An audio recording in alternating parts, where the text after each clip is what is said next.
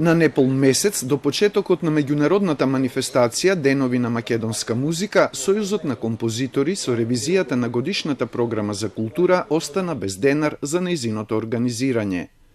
И покрај уверувањата дека со ревизијата ќе се коригираат само резултатите за оние апликанти кои не добија средства во првата објава, со која на СОКОМ, како организатор на ДММ, му беа доделени 1.500.000 денари, што е за половина помалку од побараните, иако проектот беше оценет со висока оценка од 97 бодови, во втората објава комисијата решила тоа првично решение да го поништи во целина.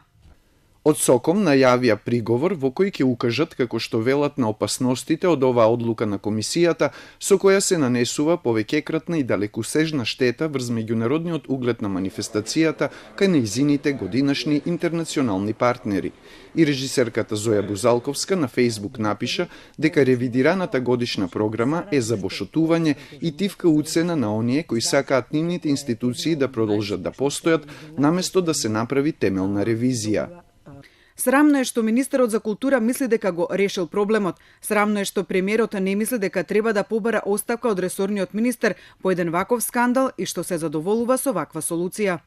А малиот битолски Монмартар, по првично објавените резултати од програмата и по нејзината ревизија, остана со доделените 100.000 денари недоволни за годинашното 38 издание, велат од таму. Ова што се случи годинава, верувате, не може да спија. Не сакаме приговор да поднесиме. Ви кажам отворено. Ако сака некој да дојде тука, нека види.